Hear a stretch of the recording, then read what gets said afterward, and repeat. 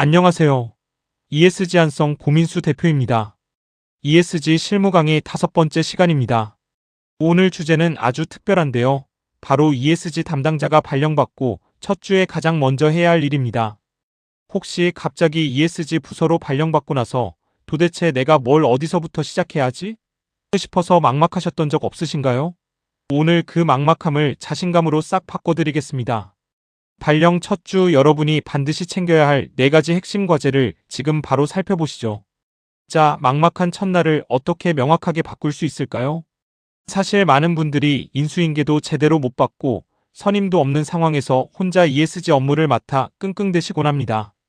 심지어 다른 업무와 겸직하시는 경우도 많죠. 이럴 땐 순서가 중요합니다. 오늘 학습 목표는 딱 4가지입니다. 첫째, 흩어진 자료 찾기. 둘째, 부서 간 협조 구하기. 셋째, 우리 부서의 정확한 역할 정하기. 마지막으로 경영진에게 보고할 자료 준비하기입니다. 이 4가지를 순서대로 진행하면 여러분의 첫 주가 훨씬 가벼워질 겁니다. 자, 그럼 어떤 순서로 움직여야 할지 본격적으로 알아볼까요? 첫 주에 할 일 4가지, 큰 그림을 그려보겠습니다. 첫 번째는 자료 수집입니다. 일단 우리 회사에 뭐가 있는지부터 아는 게 순서죠. 두 번째는 부서 협조예요. 혼자서는 절대 못하니까요. 세 번째는 역할 정리입니다. 누가 무엇을 할지 명확히 해야 나중에 책임 소재로 얼굴 붉힐 일이 없습니다. 마지막은 경영진 보고입니다. 우리가 왜 이 일을 해야 하는지 위에서 힘을 실어주셔야 하니까요. 마치 단추를 끼우는 것과 같습니다. 자료부터 모아서 보고까지 하나씩 차근차근 밟아나가면 됩니다. 여러분, ESG 업무가 막막하다고 해서 절대 자책하지 마세요. 원래 ESG는 범위가 정말 넓고 복잡합니다. 흔히 하는 실수가 있어요. 나 혼자 다 해야지, 완벽한 계획서를 만들어야지, 혹은 거창한 보고서부터 써야지라고 생각하는 건데 이러면 시작도 전에 지칩니다. 대신 이렇게 해보세요. 일단 회사에 있는 것부터 하나씩 찾고 주변에 도움을 요청하며 작은 것부터 해결하는 거죠. 처음부터 모든 걸 다 아는 담당자는 없습니다. 중요한 건 지식의 양이 아니라 무엇부터 할지 아는 순서라는 점 꼭 기억하세요. 첫 3개월의 큰 그림을 그려볼까요? 이 4가지 일은 순서대로 진행되지만 사실 서로 촘촘하게 맞물려 있습니다.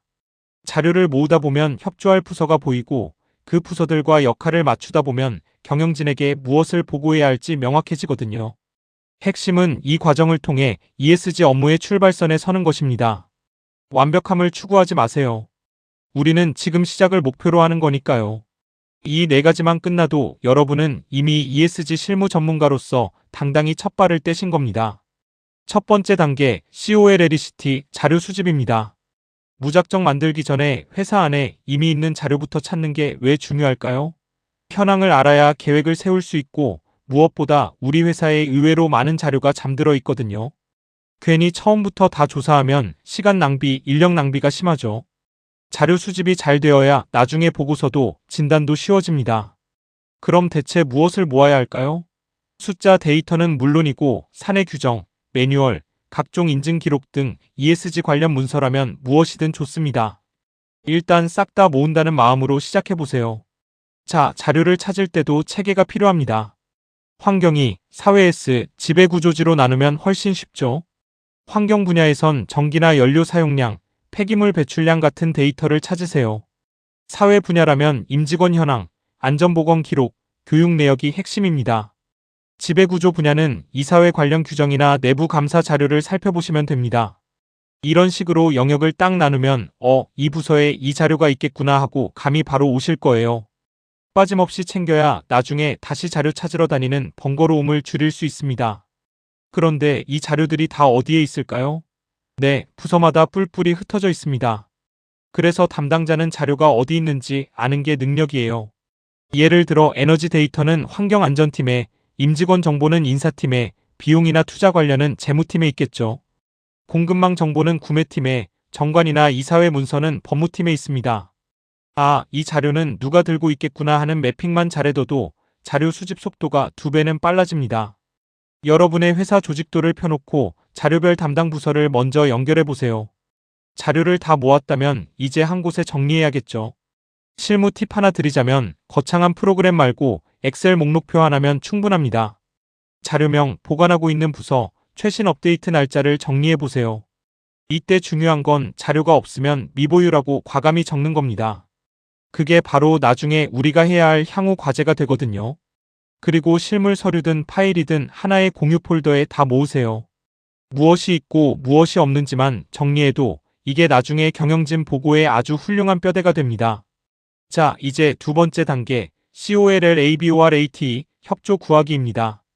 ESG는 절대로 혼자 할 수 없다는 거, 이제 다들 아시겠죠? 담당자는 실행자가 아니라 부서를 연결하는 조율자입니다. 만약 혼자 하려고 하면 데이터도 다 못 구하고 현장 사정도 모르니 결국 지치고 고립됩니다. 하지만 함께하면 각 부서의 전문 지식을 활용할 수 있고 실행 부담도 분산되죠. 협조는 ESG 업무를 지속 가능하게 만드는 가장 중요한 연료입니다. 그러니 무작정 내가 다 하려고 하지 마세요. 부서 사람들을 움직이게 만드는 게 여러분의 진짜 역할입니다. ESG 담당자는 회사 내 여러 부서를 잇는 허브 역할을 합니다. 경영기획, 재무, 인사, 환경안전, 구매, 홍보팀까지 모든 부서와 소통해야 하죠. 이렇게 보면 마치 온갖 부서의 중간 관리자 같기도 합니다. 중심에서 각 부서의 목소리를 듣고 ESG라는 방향으로 이끄는 거죠. 여러분이 이 허브의 중심에서 부서들과 어떤 관계를 맺느냐에 따라 ESG 업무의 성공 여부가 결정됩니다. 너무 어렵게 생각하지 마세요. 각 부서의 전문성을 존중하고 조율한다는 마음가짐이면 충분합니다. 부서 협조를 이끄는 3가지 요령을 알려드릴게요. 첫째, 무작정 부탁하지 말고 왜 이게 필요한지 명분을 명확히 설명하세요. 회사 방침과 연결하면 상대방도 설득력이 생깁니다. 둘째, 상대의 부담을 최소화해 주세요.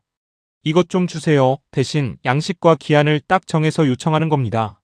셋째, 상호 이득을 챙겨주세요. 이거라면 우리 부서에도 이런 도움이 됩니다. 라고 말이죠.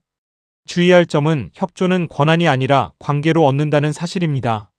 가능하다면 경영진의 지시라는 명분을 살짝 언급하면 훨씬 수월해질 겁니다. 세 번째 단계, ORGANIG, 역할 정리입니다. 역할이 흐릿하면 책임질 사람도 없죠. R&R을 명확히 하는 게 왜 중요할까요?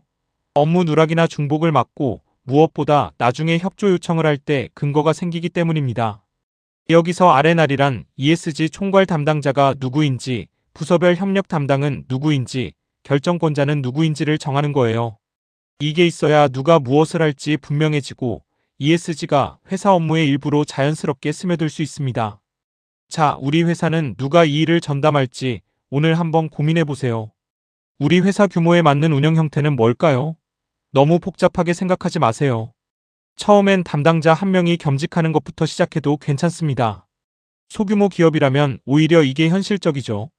조금 더 규모가 커지면 전담자를 1명에서 2명 배치하고 전사적으로 추진해야 할 단계가 되면 부서장들이 모인 위원회형으로 발전시키는 겁니다. 처음부터 너무 작지 않나? 라고 고민할 필요 없어요. 회사가 성장하는 속도에 맞춰서 단계적으로 키워가면 됩니다. 지금은 여러분이 하실 수 있는 가장 현실적인 모델을 선택하는 게 중요합니다. 그럼 ESG 담당자는 구체적으로 뭘 할까요? 다 하는 사람이 아니라 일이 굴러가게 하는 사람입니다. 현황 관리, 기획과 보고, 부서 간 조율, 대외 대응까지 참 많죠. 하지만 본질은 이 모든 업무가 유기적으로 굴러가게 돕는 조율자입니다. 데이터를 수집해서 진단하고 전략을 기획해서 경영진에 보고하고 부서들 사이에서 소통하며 평가에 대응하는 일련의 과정들을 책임지되 모든 실무를 혼자 다 하겠다는 욕심만 버리면 됩니다. 여러분은 이 업무들을 매끄럽게 연결하는 지휘자라고 생각하시면 됩니다. 드디어 네 번째 단계, REPORT, 경영진 보고입니다. ESG는 위에서 밀어줘야 굴러갑니다. 보고는 경영진의 지원을 얻어내는 가장 중요한 열쇠예요. 왜 중요할까요? 예산과 인력을 확보해야 하니까요. 그리고 경영진이 관심을 가져야 다른 부서들도 협조를 더 잘해줍니다. 보고서에는 우리 회사의 현재 수준이 어떤지, 왜 지금 해야 하는지, 앞으로 무엇을 할지, 그리고 경영진이 무엇을 도와주셔야 하는지 명확히 담아야 합니다. 경영진의 마음을 움직이는 것이야말로 ESG 성공의 첫걸음입니다. 보고서 구성은 어떻게 할까요? 결론부터 말씀드리면 핵심 요약을 맨 앞에 두는 게 가장 좋습니다. 바쁘신 경영진을 위해 첫 페이지에 가장 중요한 메시지와 요청사항을 딱 적어두는 거죠. 그 다음엔 현황, 그리고 지금 당장 해야 하는 이유, 마지막으로 구체적인 추진 계획 순으로 작성하세요. 이게 바로 한 장짜리 보고서입니다. 많은 내용을 담으려 하지 마세요. 핵심적인 4가지 포인트만 잘 담아도 여러분의 첫 보고는 아주 성공적일 겁니다. 여기서부터 우리 회사의 ESG가 본격적으로 시작되는 거죠. 보고서에도 통하는 요령이 있습니다. 첫째, 숫자로 말하세요. 많이 개선되었습니다 보다는 구체적인 수치를 보여주는 게 훨씬 설득력 있습니다. 둘째, 리스크와 기회 관점에서 접근하세요. 하자는 당위성보다는 안 하면 이런 리스크가 생기고 하면 이런 기회가 옵니다라는 관점이 훨씬 매력적이죠. 셋째, 무조건 한 장으로 정리하세요. 자세한 건 별첨으로 빼면 됩니다. 마지막으로 무조건 해야 합니다가 아니라 A안과 B안 중 무엇을 할까요? 처럼 선택지를 제시해 보세요. 경영진도 훨씬 편안하게 의사결정을 하실 수 있을 겁니다. 첫 업무에서 꼭 피해야 할 실수들도 짚어드릴게요. 일단 혼자 다 하려 하지 마세요. 부서 협조를 구하는 게 훨씬 빠릅니다. 완벽주의에 빠져서 너무 늦어지기보다 있는 것부터 빨리 시작하는 게 낫습니다. 또 조용히 혼자 진행하지 마세요. 초기에 경영진에게 보고해서 지지를 얻어내야 합니다. 그리고 어려운 ESG 용어를 남발하지 마세요. 경영진이 이해하기 쉽게 쉬운 우리말로 소통하는 것, 이게 정말 중요한 센스입니다. 많은 새내기 담당자들이 여기서 많이 넘어지니까요. 여러분은 꼭 피해가시길 바랍니다. 오늘 배운 내용을 한 장으로 요약해 볼까요? 자료 수집, 부서 협조, 역할 정리, 경영진 보고. 이 순서대로 하시면 됩니다. 자료 수집할 땐 뭐가 있나? 묻고 목록을 만들고 협조할 땐 누구와 할까? 또 고민해서 관계를 맺고 역할은 누가 할까? 해서 아레나를 나누고 마지막으로 어떻게 알릴까? 또 고민하며 한 장 보고서를 올리는 거죠. 이 표 하나만 기억해도 첫 주 업무는 완벽하게 마스터할 수 있습니다. 정말 쉽죠? 오늘 강의 딱 3가지만 기억하세요. 첫째, 있는 것부터 시작하세요. 새로 만들지 마세요. 회사에 있는 것부터 모으는 게 먼저입니다. 둘째, 혼자 하지 말고 함께 하세요. 담당자는 실행자가 아니라 조율자라는 걸 잊지 마세요. 셋째, 경영진을 내 편으로 만드세요. 초기에 보고에서 지원과 명분을 확실히 확보해야 일이 훨씬 편해집니다. 이 3가지만 기억하셔도 여러분의 ESG 실무는 아주 탄탄하게 시작될 겁니다. 자, 오늘부터 바로 시작해 볼까요? 우리 회사 ESG 자료 목록표 초안부터 작성해 보는 건 어떨까요? 시작이 반입니다. 오늘 당장 엑셀 하나 켜고 자료 이름 몇 개 적는 것부터 시작해 보세요. 다음 시간에는 이렇게 모은 자료로 우리 회사의 상태를 진단해보는 ESG 수준 진단 실전편을 다룰 예정입니다. 구독과 알림 설정해 두시면 다음 강의 놓치지 않으실 거예요. 여러분의 성공적인 ESG 실무 첫걸음을 진심으로 응원합니다. 다음 시간에 뵐게요.